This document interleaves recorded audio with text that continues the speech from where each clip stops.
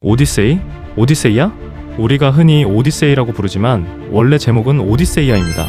그리스어로 오디세우스의 이야기라는 뜻이죠. 이후 영어권에서 오디세이라는 이름으로 널리 알려졌고 지금은 길고 험난한 여정을 뜻하는 일반 명사로도 쓰입니다. 결국 오디세이는 트로이 전쟁이 끝난 뒤 영웅 오디세우스가 고향으로 돌아가기까지 10년간의 모험을 담은 고대 그리스 서사시입니다. 분량: 오디세이는 기원전 8세기경 고대 그리스의 시인 호메로스가 지은 서사시입니다. 첫 문장부터 무사여 그 사람을 노래하소서처럼 시를 읽듯 운율을 살려 쓰였습니다. 이런 운문이 약 1만 2천행 이어지며 현대 번역본으로는 500에서 700페이지 정도에 달합니다. 호메로스. 오디세이의 저자 호메로스는 사실 실존 인물이었는지 아직도 밝혀지지 않았습니다. 일부 학자들은 호메로스가 한 명의 시인이 아니었다고 봅니다. 여러 음유 시인들이 전해오던 이야기를 호메로스라는 이름으로 묶었다는 것입니다. 그래서 호메로스는 실제 인물일 수도 상징적인 이름일 수도 있습니다. 텔레고니아. 오디세이에는 사실 후속편이 있었습니다. 제목은 텔레고니아. 오디세이 이후의 이야기를 다룬 서사시였지만 원문은 모두 사라졌고 오늘날에는 줄거리 요약만 남아있습니다.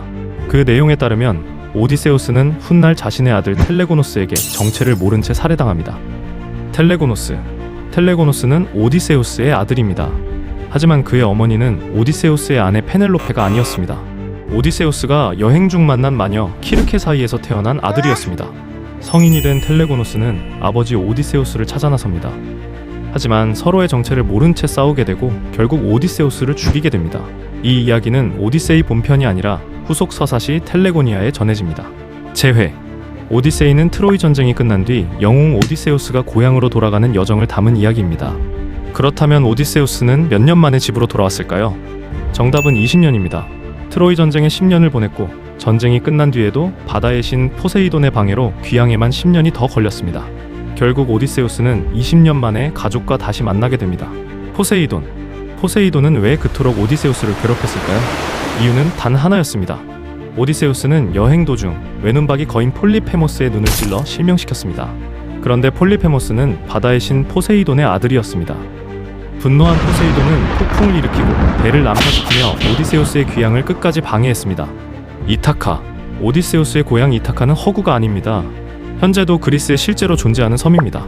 다만 오디세우스가 정말 그곳의 왕이었는지는 아직도 확인되지 않았습니다. 실제로 이타카에서는 미케네 시대의 대형 건축물과 계단, 우물 등의 유적이 발굴됐습니다. 일부 고고학자들은 오디세우스의 궁전일 가능성을 제기했지만 아직 확정된 결론은 아닙니다. 왕에서 거지로.